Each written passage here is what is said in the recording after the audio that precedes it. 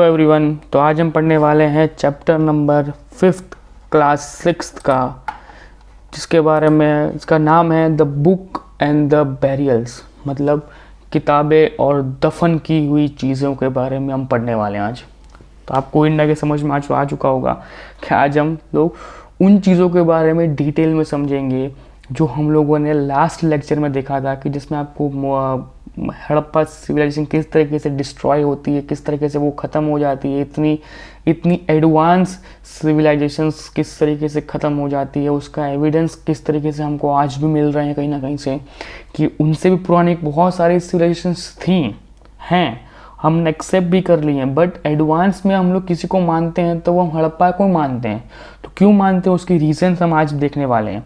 उनके रीजंस आज बहुत सारी बुक्स के अंदर, बहुत सारे दफन किए हुए कागजातों के अंदर हमको मिल जाते हैं, राइट। तो हम लोग पहला पॉइंट करेंगे the belief point of the family. अब होता ये था कि जब किसी इंसान को जलाने के लिए जब लेके जाते थे तो एक चैम्बर के अंदर जलाते थे, बट जिस चैम्बर के अंदर उनको जलाया जाता था ना, उनके अंदर समझ में आया कि उसी एक ही चैम्बर के अंदर प्रोबेबली एक से ज़्यादा स्केलेटन्स हमको मिले हैं, और उन मेंबर्स में से एक चीज़ सिंपल सी कॉमन समझ में आई थी कि भाई अगर एक घर है और उसके अंदर एक चैम्बर बनाया हुआ है तो उस चैम्बर के अंदर उसकी फैमिली के सारे मेंबर्स को जलाया गया है, ठीक है। और ऐसा नहीं है कि वो एक ही हमको जगह से मिल रहा है, नहीं, उनका एक चीज़, एक जो कहते हैं ना प्रथा, एक समझ में क्या आ रही थी यहाँ पे, एक प्रथा हमको समझ में आती है कि अगर एक घर में से कोई एक इंसान मर रहा है तो उसके साथ उसकी वाइफ को भी दफना रहे हैं, उसके वाइफ को भी जला रहे हैं, उसके बच्चों को भी जला रहे हैं, और फिर वो मकान या फिर जो वो पूरा एक जो वॉल है, ठीक है, तो वो किसी और को दे रहे हैं। मतलब एक ही मकान को के अंदर ये चीज़ें करने के बाद, उसको ऊपर स्टोन की पूरी परत चढ़ाने के बाद उसी मकान को किसी और को दे दिया जाता था। फिर ये process continue over and over and over and over चलती रहती थी, और ये हमको देखने को मिलता है जब हमारे साइंटिस्ट या फिर हमारे आर्कियोलॉजिस्ट ने उसको खोद के देखा है, राइट। ये कहीं पे कि बहुत जगह पे है, ये लोथल्स के वगैरह में बहुत जगह हमको से देखने को मिला हुआ है, ठीक है। इस तरीके से वो लोगों ने इस चीज़ों को बहुत ज़्यादा मोटिवेट किया था, इस तरीके इन चीज़ों को बहुत ज़्यादा प्रोत्साहित किया था, राइट। अब आगे देखते हैं। तो आगे कहा था आपका कि बैटल्स के बारे में। तो सबसे पहले बैटल्स किस के बारे में या कहाँ पे हुई, ये इम्पोर्टेंट नहीं है, बट ये देख लो कि ऋग्वेद के अंदर सबसे पहले एक चीज़ का उल्लेख किया गया है कि बैटल विच भी has been played for, battle किसके लिए की गई थी, तो फाइट फॉर और fought for the land and the cattles. किन किन के बारे में है, ज़मीन और ज़मींदारों, या ज़मीन और जो आपके नॉर्मल जो गौचारे होते हैं वो, जिनके पास विलेज के अंदर खुद के बैल वगैरह होते हैं वो, इनके ऊपर सबसे ज़्यादा, या फिर कह लो इन्होंने सबसे ज़्यादा लड़ाइयाँ की थी। और लड़ाइयाँ किस चीज़ के लिए की थी, तो ज़मीन के लिए सबसे ज़्यादा लड़ाइयाँ इन्होंने पहले भी की और आज भी की हैं।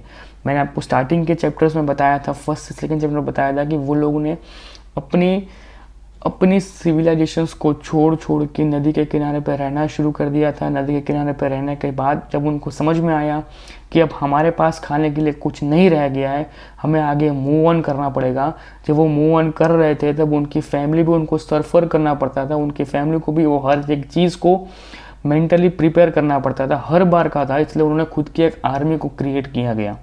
जब उन्होंने अपनी खुद की आर्मी को क्रिएट किया तो उसका मेन मकसद क्या था कि सर्वाइविंग के लिए फूड्स को इकट्ठा करना, और दूसरी सिविलाइजेशन के पास है वो चीज़ को छीन के लेके आना, सिर्फ खाने की चीज़ों को।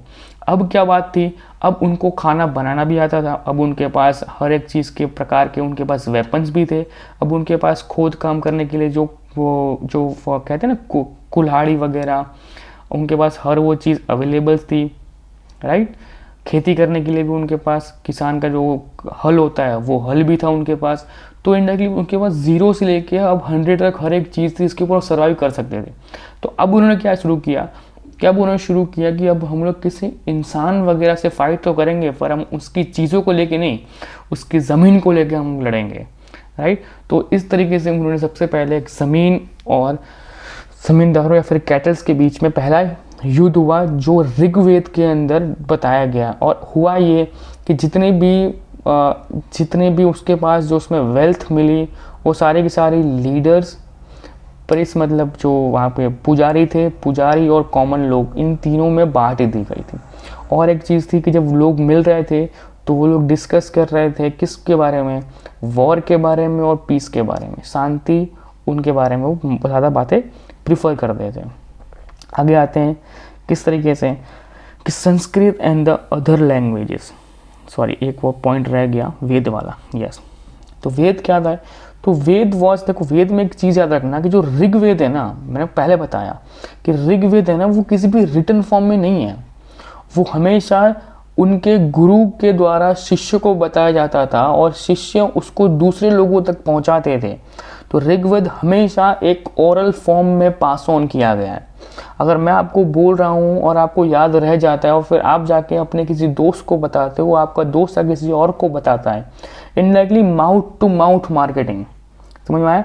जो ऋग्वेद था ना वो इनडायरेक्टली यही चीज़ थी कि ऋग्वेद के अंदर देखो मार्केटिंग शब्द इसके लिए कहीं ना कहीं बहुत ज़्यादा डिसरिस्पेक्टफुल वर्ड हो जाएगा, बट मैं आपको एक समझाने के रूप में मैंने आपको ये वर्ड यूज़ किया कि ऋग्वेद कहीं ना कहीं एक चीज़ ये थी कि ऋग्वेद में जो गुरु बोलते थे वो शिष्य को बोलते थे, शिष्य जाके दूसरे शिष्यों को या फिर दूसरे लोगों तक उस मैसेज को या फिर उस पूरे सूत्र को, ठीक है, उस पूरे मंत्र को या फिर उस पूरी कहानी को लोगों तक प्रेजेंट करते थे, और वो भी ओरल वे में, राइट।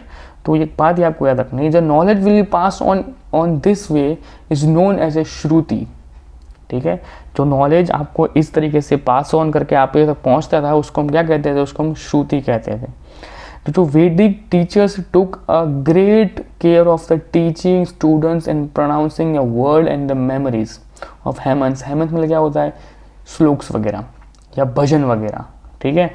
तो वहाँ के जो वैदिक टीचर थे वो इतने एजुकेटेड थे, इतने केयरफुल थे अपनी टीचिंग स्किल्स को लेके कि वो प्रोनाउंसिएशन से लेके हर एक वर्ड्स को लेके, हर एक भजन को लेके, हर एक श्लोक को लेके इतने करेक्टली उसको प्रोनाउंस करते थे जिससे कि उनके जो स्टूडेंट्स थे वो कहीं पे भी कभी भी गलती ना कर पाए और वो गलती के लायक नहीं हो पाए। मतलब उनके पास जो नॉलेज है वो एग्जैक्टली अपने स्टूडेंट्स में जाता था, उसके स्टूडेंट्स दूसरों को बताते थे। जब उसके गुरु स्वर्गवास पामते थे या फिर जब वो दहन अपनी पूरी बॉडी का दहन कर डालते थे, तब उसी सीट के ऊपर उसका स्टूडेंट बैठता था और वो दूसरे स्टूडेंट्स को फिर से समझाता था। ये प्रोसेस वाया वर्षा थी कि वो प्रोसेस चलती रहती थी और इस तरीके से ऋग्वेद आज भी पॉपुलर हैं, ठीक है। ऋग्वेद बहुत जगह पे आपको नॉर्मली बहुत जगह पे सुनने को मिल जाते हैं, पर हमको पता नहीं होता कि ऋग्वेद से ये पूरा श्लोक उठाया गया या ऋग्वेद की ये पूरी कहानी है, ये ऋग्वेद से हमने ये चीज़ को सीखा है, ये हम आज भी समझ नहीं पाते हैं। ओके, आगे के पॉइंट्स हैं कि Sanskrit and the other languages.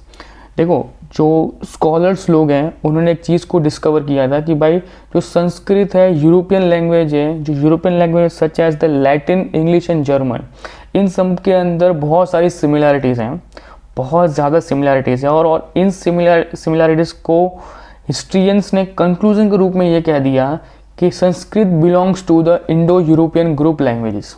क्या बोल दिया? ये चीज़ बहुत समझने के लिए बहुत ज़्यादा टिपिकल चीज़ आपको समझनी पड़ेगी कि यहाँ पे सो यूरोपियन लोग थे या फिर जो ब्रिटिश लोग थे उनका ये कह लो कि वो लोग कितने बड़े, क्या वो एक वर्ड मैं आपको नहीं बोल सकता हूँ कि वो कितने बड़े पागल थे, ठीक है, कि उन्होंने ये कंक्लूजन कर दिया कि Sanskrit is belong to the Indo European group languages.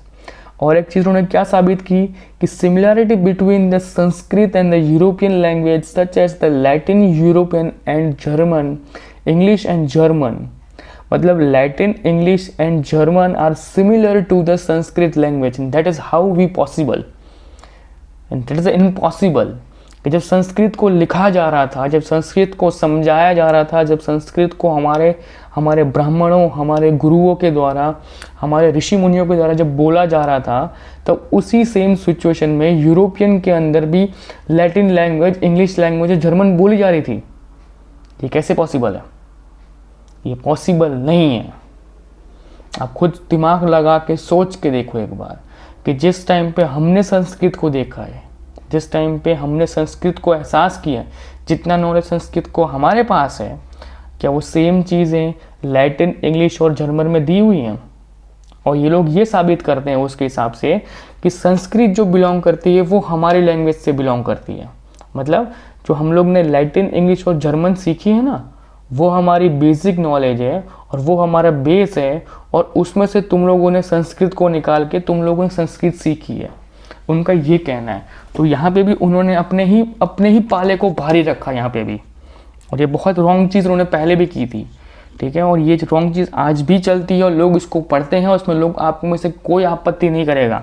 आप मेरी बात सुनोगे बट आप भी इस चीज़ को लेके कुछ सोचोगे नहीं, बोलोगे हाँ ठीक है ना, अब कॉम्पिटिटिव एग्जाम में आएगा तो लिख देंगे, बाकी किसको फ़र्क पड़ता है? फ़र्क पड़ता है सर, यहाँ पे फ़र्क इस जगह पड़ता है कि भाई संस्कृत एक कहते हैं ना कि एक हिंदी एक बेटी समान है, पर संस्कृत वो एक माँ समान है। तो ये चीज़ आपको एक बात याद रखनी पड़ेगी हमेशा। क्लियर? ओके, चलो ये बात ख़त्म होगी, आगे हम बात करते हैं। जो और भी लैंग्वेजेस थी जो हमारे सेम ग्रुप से और जो इंडो यूरोपियन ग्रुप से सिमिलर थी, तो कौन कौन सी थी? तो हिंदी, कश्मीरी, सिंधी वगैरह जो लैंग्वेजेस थी वो हमसे भी बहुत ज़्यादा सिमिलर्स थी। अब आते हैं स्केलेटन स्टडी के ऊपर। तो स्केलेटन स्टडी के अंदर दो चीज़ें मिलती हैं सॉरी, आपको दो चीज़ें मिल जा रही थी।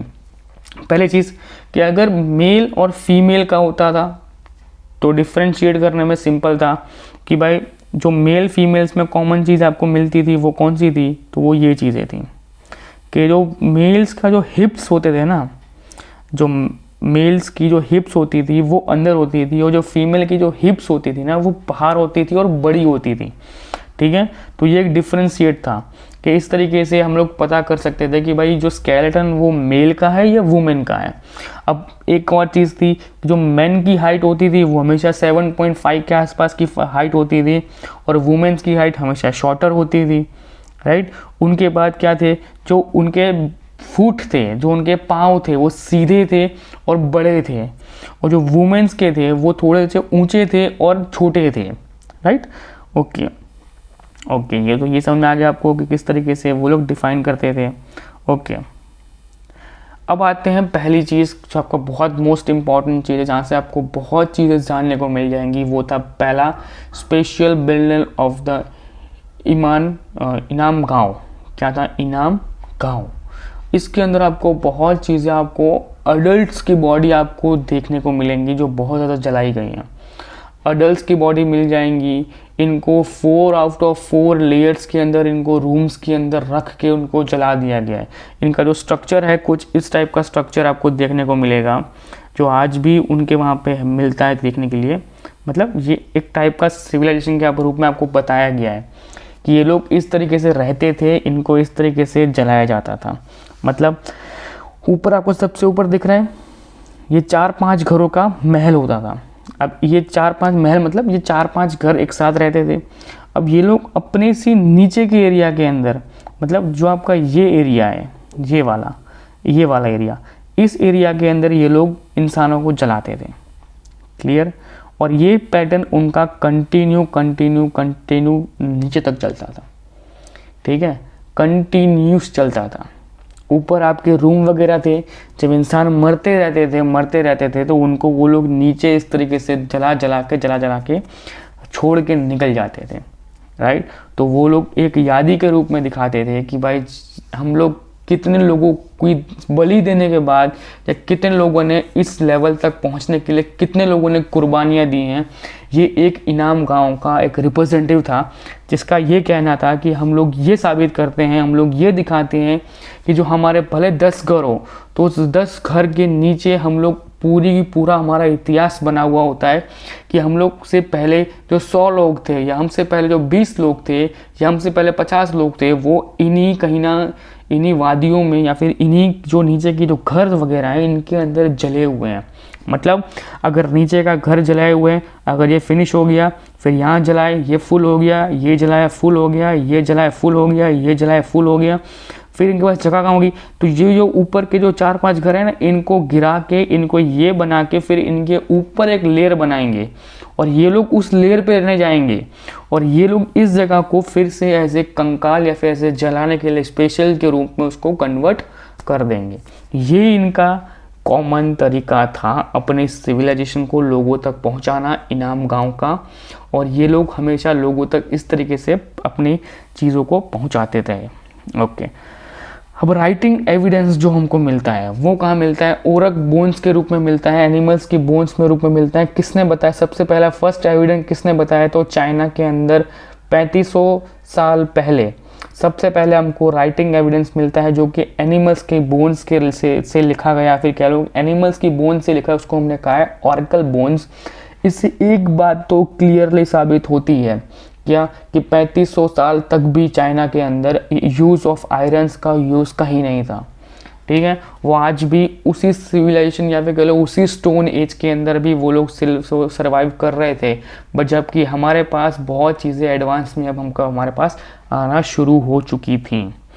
अदर लैंग्वेजेस कौन सी थी, तो तमिल, तेलुगु, कन्नड़ा, मलयालम। अब द्रविडियंस की जो मेन जो स्पोकन थी ना, जो द्रविडियंस की जो पूरी फैमिली थी, जो कहते हैं कि हिंदुस्तान या फिर इंडिया के सबसे पहले पूर्वज थे, कह लो कि सबसे पहले सिविलाइजेशंस की फैमिली थी जो अच्छे से रहती थी, शुद्ध ब्राह्मण्स थे, वो लोग थे द्रविडियंस। अब वो द्रविडियंस के पास जो लैंग्वेज थी ना, वो थी झारखंड वाली। ओके, वो लोग जो झारखंड में बोला था ना, वो सारे के सारे लैंग्वेज को स्पीक करते थे, मतलब तमिल, तेलुगु, कन्नड़, मलयालम, संस्कृत, ये चीज़ें वो द्रविडियंस की फैमिली को ज़्यादा एक्सेप्ट करती थी। और the language spoken in the Jharkhand, Jharkhand के अंदर भी ये लैंग्वेज बोली जाती थी। बट जो आपका सेंट्रल इंडिया का पार्ट था वो कौन से जगह से बिलोंग करता था, तो एस्ट्रो एस्टेंटिक फैमिली से बिलोंग करता था। मतलब उसके अंदर आपकी कौन सी आ गई, यूरोपियन, जो इंडो यूरोपियन वाली फैमिली थी ना, जो मैंने आपको पहले बताया संस्कृत वाला, वो सारी लैंग्वेज आपकी इसके अंदर आ गई थी। अब मेगालिथ्स के बारे में बताता हूँ कि मेगालिथ्स का मेन मीनिंग क्या होता है। मेगालिथ्स का मतलब ये समझ लो कि पूरे वर्ल्ड के अंदर मेगालिथ्स को समझा जाता है बड़े बड़े पत्थरों का आर्किटेक्चर समझने के लिए। मेगालिथ का मतलब होता है, एक चीज़ याद रखना, मेगालिथ का शब्द आपको कहीं पे भी देखने को मिले, उसका मीनिंग सिंपल है कि वो एरा या फिर वो पूरा एज टाइम या पूरा का पूरा मेगालिथस टाइम ऐसा था जिसके अंदर बड़े बड़े पत्थरों से बड़े बड़े चीज़ों को बनाया गया था। बड़े बड़े मतलब इतने बड़े बड़े चीज़ों को बनाया गया था कि जिसको आज भी हम लोग देख के आश्चर्यचकित हो जाते हैं कि ये चीज़ें आज से सालों पहले बनी, तो बनी कैसे। ठीक है, ओके। अब आते हैं हमारे 4 वेद्स के ऊपर। कौन कौन से जो हमारे 4 जो मेन वेद हैं, कौन सा है, ऋग्वेद, सामवेद, यजुर्वेद, अथर्ववेद। सबसे पुराना जो वेद है वो है ऋग्वेद है आपका। ठीक है, ओके। उसके अंदर सबसे ज़्यादा आपके सुक्तास है, या फिर सबसे ज़्यादा आप उसके इट्स कोवर है थाउजेंड्स ऑफ सुक्तास, मतलब सबसे ज़्यादा उसके अंदर भजन वगैरह आपके उसको मिल जाते हैं। किसमें, ऋग्वेद में। ऋग्वेद क्या है आपका, सबसे ओल्डेस्ट चीज़ है, सबसे पहले वो बोली गई है। ठीक है, याद रखना, ऋग्वेद सबसे पहले बोली गई थी। Veda are the religion text of the Hinduism. हमारे हिंदूज़ के सबसे पहले जो वेद वगैरह थे वो हमारे सबसे पहले रिलीजन्स बुक्स के अंदर हमने उसको कंपेयर किया था। Okay, the hymns was composed by the rishis and the students memorising them. अब जो स्टूडेंट्स वगैरह थे, जो ऋषिज वगैरह थे, वो लोग भजन्स को ज़्यादा से ज़्यादा प्रीफर करते थे अपनी बातों को रखने के लिए, अपनी बातों को समझाने के लिए। Rigveda Vedas has been written in a old Vedic Sanskrit.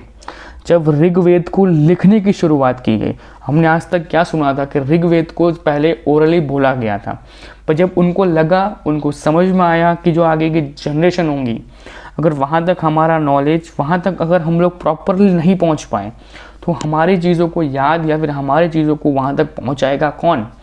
इसलिए ऋग्वेद को ओल्ड वैदिक संस्कृत में लिखा गया, जिसको आज भी डिकोड करना इतना ईजीली नहीं होता है। रिटन नहीं है, याद रखना, रिटन नहीं है। रिटन बहुत कम चीज़ें दी गई हैं। ओके, बहुत कम चीज़ें ऋग्वेद के रिटन फॉर्म में है। मोस्ट ऑफ चीज़ें आज भी उसको जनरेट किया गया है मेमोराइजिंग के रूप में। और जो रिटन फॉर्म में हमारे पास आज अवेलेबल है वो बहुत कम चीज़ें हैं, जिनके बेसिस के ऊपर हम आज अंदाज़ा मार सकते हैं कि भाई ऋग्वेद वगैरह थे वो रिटन फॉर्म में तो नहीं है आज भी। ओके, उसका मेन चीज़ ये था कि वो लोग चाहते थे कि जो उनके स्टूडेंट्स हैं वो उस पूरे प्रोसेस को, जो पूरा प्रोसेस था कि वो भजन को याद करना, उन श्लोकों को याद करना, लोगों तक पहुंचाना, लोगों को इसके बारे में डिटेल में समझाना, वो एक पूरा का पूरा प्रोसेस था। खुद को और लोगों को के बीच में एक कम्युनिकेशन, एक गैप को फिल करना और लोगों तक अपना नॉलेज या फिर अपनी चीज़ों लोगों तक पहुंचाना, या फिर लोगों को प्रोत्साहित करना कि आके तुम भी हमको ज्वाइन करो, राइट। तो ये चीज़ उनका कुछ प्रोसेस होता था। ओके, अब आते हैं आगे की चीज़ें जो कौन सी आती है, the manuscript of the Rigveda. Rigveda contain, जो उनके पास पहली चीज़ क्या थी कि ऋग्वेद के अंदर भजन थे। तो भजन किसके लिए होते थे, तो राजा, बच्चों, घोड़े, वेल्थ के लिए, लीडर्स के लिए, गुरु के लिए, हर एक चीज़ों के लिए उनके पास भजन वगैरह होते थे। और क्या क्या चीज़ें ऋग्वेद के अंदर थी, ऋग्वेद के अंदर यज्ञ थे। ऋग्वेद के अंदर भजन और यज्ञ सबसे ज़्यादा थे कि उनको हर एक चीज़ करने से पहले वो यज्ञ करते थे और उसके बाद जाके वो वॉर के अंदर पार्टिसिपेट करते थे। तो ये इनका सबसे पहला बहुत बड़ा अच्छा पॉइंट था। फिर था कि Rigveda has be dividing a people into a 2 groups. Rigveda dividing a peoples into the 2 groups, that will be the first will be the Brahmins and second will be the community of the first was the Brahmin and the rajas and the people of the communities. जो normal peoples थे उनके लिए क्या था, उनको बोला गया उन्होंने विश या फिर जाना। क्या बोला, ऋग्वेद के अंदर पीपल्स को 2 तरीके से डिवाइड किया गया था, द ब्राह्मण्स एंड द राजा। ये 2 हैं, ब्राह्मण एंड द राजा वो एक। फिर आपका आता है पीपल्स एंड द कम्युनिटी। जो नॉर्मल पीपल्स थे उसको हमने क्या कहा, जाना या विश। Clear, okay. अब जो उनसे जो कंपोजिशन किया गया उसको हमने क्या कहा, हमने उसको आर्यस कहा। आर्यस क्या कहा, आर्यस को किस तरीके से कहते हो, जो आर्यस किसे कहेंगे, जो श्लोक वगैरह थे उन श्लोक वगैरह को एक साथ कंबाइन करके कंपोज करना वो आर्यंस करते थे। अब आर्यंस का जो अपोजिट था वो क्या था, दशा या दशूस, मतलब ये जो अपोजिट वगैरह से चलता था ये उनका सेंस था। ओके, मैंने आपको पहले बता दिया मेगालिथ्स क्या थे, स्टोन एज था, याद रखना। मेगालिथ्स टाइम के अंदर जितने स्टोन्स बने ना, उतने स्टोन्स का स्ट्रक्चर या फिर उतने बड़े बड़े स्टोन्स का स्ट्रक्चर आज तक वर्ल्ड में कहीं नहीं किया गया, ठीक है। ओके, और मेगालिथ्स किस टाइम पे एक चीज़ कॉमन थी, क्या थी कि उस टाइम पे सबसे ज़्यादा बर्लिंग स्टाइल्स को भी बहुत ज़्यादा मात्रा में बनाया गया था। क्यों, उनको एक चीज़ समझ में आ चुकी है कि पत्थर के अंदर हम लोग किसी चीज़ को जलाने के बाद अब उसी पत्थर को उसी के ऊपर रख के हम लोग उस जगह पे हर एक चीज़ को मिटा सकते थे। तो उनके दिमाग में ये चीज़ कॉमन आ चुकी थी। क्लियर, आगे चीज़ क्या थी कि जो साइट्स को बना रहे थे वो साइट्स सबसे ज़्यादा प्रैक्टिसेबल कहाँ पे थी, तो डेक्कन और कश्मीर के पार्ट में सबसे ज़्यादा यूज़फुल हो रही थी। क्यों, क्योंकि उनको उस जो पूरा एरिया था वहाँ पे पत्थर बहुत ज़्यादा आसानी से अवेलेबल थे और लोगों को समझ में भी आ रहा था कि हाँ भाई इस जगह पे करने में कोई प्रॉब्लम्स क्रिएट्स नहीं हो रही हैं। दूसरी चीज़ कि जब डेड बॉडीज़ को रखा जाता था, जब डेड बॉडी को किसी को दिया जाता था तो डेड बॉडी हमेशा 2 चीज़ में प्रीफर करती थी। किस तरीके से, एक या तो ब्लैक के अंदर या फिर रेड फॉर्म के अंदर, ठीक है, उसके अंदर। और पीपल्स जो थे, जो इंसान वगैरह थे, वो उनका मेन काम क्या होता था, उनका मेन काम होता था कि बहुत ज़्यादा सेवरल ऑब्जेक्ट्स को लेके, मतलब जितनी भी चीज़ें आज तक आपको देखने को मिलेंगी, जब उनकी बॉडीज़ को वहाँ लेटाया जाता था, उनकी बॉडीज़ को जब वो जलाते थे तो उनकी एक बहुत बड़े ब्लैक या रेड पोट के अंदर उनको रखा जाता था, उनको जलाया जाता था। उनको जलाने के बाद जो उनके पास जो ऑब्जेक्ट्स थे, जो उनकी पसंदीदा चीज़ें थी, वो उनके साथ ही उनको जला दी जाती थी। जैसे कि अगर मुझे आज मेरे को मेरा फ़ोन बहुत पसंद हो, मेरे को मेरी किताबें बहुत पसंद हो, तो आज सालों से पहले अगर मेरी मृत्यु हो जाती है, मतलब जब ये मैगज़ीन टाइम पीरियड जब शुरू था, तब वो क्या करते हैं, वो देखते हैं कि भाई इस इंसान के पास सबसे ज़्यादा चीज़ कौन सी इसके पास पड़ी है या इसको कौन सी चीज़ सबसे ज़्यादा पसंद है। तो वो देखेंगे इसको बुक्स बहुत पसंद है, तो वो करेंगे क्या, वो मेरे साथ मेरी बुक्स को भी चला देंगे, राइट। उसके बाद अब एक और चीज़ थी कि डिपेंड करता है कि उस इंसान का स्टेटस क्या है उस पूरे समाज के अंदर, राइट। अब मेगालिथिस के अंदर जैसे अब हड़प्पा सिविलाइजेशन है, ठीक है, और हड़प्पा के अंदर कोई एक राजा है, कोई एक बहुत बड़ा व्यापारी है, जब वो मरेगा तो उसके ऊपर डिपेंड करता है, उसकी फैमिली पे डिपेंड करता है कि उसके लिए उसके साथ कौन सी चीज़ें कि जलाई जाएंगी। बट हाँ, एक चीज़ थी कि families are usually burn together. ये बहुत बड़ी बात होती थी कि इंसान एक मरता था, उसके फैमिली के 4 इंसान और होते थे तो उनको भी साथ में मरना पड़ता था, उनको भी साथ में दफना के उनको मार डालते थे, उनको जला डालते थे। क्लियर? ओके। इनाम गांव था उसके अंदर एक चीज़ कॉमन मिली। कौन सा? कि उन सब का जो सर था ना वो नॉर्थ साइड था। इनाम गांव का जितने भी लोग मरे, जिनकी बॉडीज मिली, उनका एक चीज़ कॉमन थी कि उनका जो सर था ना वो नॉर्थ साइड पे था, और उनके साथ उनका खाना पीना उनकी जगहों पे कहीं ना कहीं पे उनको जलाने के टाइम पे साइड में रखा हुआ आज भी मिला है। मतलब वो तो सूख चुका होगा, बट जो स्ट्रक्चर्स जो पड़ा है ना वो दिखाता है, वो साबित करता है कि हाँ भाई उसको ऐसे श्रद्धांजलि के रूप में, कि भाई ऐसे होते हैं रिचुअल्स के रूप में उसको वहाँ रखा गया था। तो ये आपका मेगालिथिक टाइम पूरा इस तरीके का है। ओके। अब जो आपको जो नेक्स्ट चीज़ें पढ़नी है वो है आपको ये वाली। कौन सी है? ओके। कि 3600 साल पहले क्या हुआ, इनाम गांव को बनाया गया, ठीक है। फिर क्या हुआ, the composition of the old Veda, जो ओल्डेस्ट वेद था आपका ऋग्वेद, उसको बनाया गया, उसको बिगिन कर दिया गया। फिर आपका beginning of the building of megaliths, okay, जो आपकी मेगालिथ्स थी, जो आपका स्टोन एज था, जिसके अंदर बड़ी बड़ी बिल्डिंग्स देखने को मिल जाएंगी। आप कॉमन चीज़ है, आपको मेगालिथ्स को आपको कभी खाली गूगल पे जाके मेगालिथ्स टाइप करो और आपको देखने को मिल जाएगा कि भाई बहुत ज़्यादा स्टोन एजेस, मतलब इतनी ज़्यादा स्टोन में आपको निर्माण देखने को मिलेगा, और बड़े बड़े पत्थरों का निर्माण देखने को मिलेगा। ऐसा नहीं कि छोटे बड़े पत्थर होंगे, नहीं नहीं नहीं नहीं, बड़े बड़े पत्थर का निर्माण आपको देखने को मिलेगा। और इतने बड़े पत्थर का निर्माण जिसमें आप भी खुद आश्चर्यचकित हो जाओगे कि यार ऐसे स्ट्रक्चर्स कैसे बन सकते हैं, ऐसे स्ट्रक्चर्स कैसे बन सकते हैं, ये स्ट्रक्चर्स कैसे बने हैं, ये स्ट्रक्चर्स कहाँ बनते होंगे, किस तरीके से बने होंगे। आपको अगर याद हो तो बहुत पहले एक चीज़ थी जहाँ पे वो राउंड सर्कल के अंदर सबसे ज़्यादा पूरे राउंड सर्कल के अंदर अलग अलग जगह पे से स्टोन लाके उनको सीधा खड़ा कर दिया गया था और राउंड सर्कल था। तो वो पूरा स्ट्रक्चर भी मेगालिथ्स टाइम के अंदर ही, या कह लो मेगालिथ्स जो पूरा स्टोन एज था ना उसी के अंदर इसको क्रिएट किया गया था। समझ रहे हो? ओके। तो ये पूरे के पूरे कहीं ना कहीं देखो मेगालिथ स्ट्रक्चर में आपको एक कॉमन चीज़ समझ में आ जाएगी कि जहाँ पे अगर स्टोन एज की बातें कर रहे हैं ना तो मेगालिथ्स के अंदर सबसे ज़्यादा डिपेंड वो रहेगा, ठीक है। फिर आपका ऋग्वेद को प्रिंट करने का सबसे पहले टाइम जो शुरू हुआ था वो हुआ था कहाँ पे? सबसे पहले आपको एक बात याद रखनी है कि ऋग्वेद में जितनी चीज़ें प्रिंट करने की शुरू की गई होंगी वो करनी 200 साल पहले ही की गई थी। मतलब अब यीशु कृष्ण के जन्म के बाद, ओके, जन्म से पहले, sorry, after the death, AD मतलब होता है after the death, okay, BC मतलब बिफोर द क्राइस्ट वाला, ओके। यीशु कृष्ण की जन्म के पहले की हम लोग बात करते हैं तो हम कहते हैं बीसी में, और आफ्टर द डेथ कहते हैं हम लोग एडी में, ठीक है, ओके। एक और चीज थी कि क्या थी कि 2000 साल पहले चरक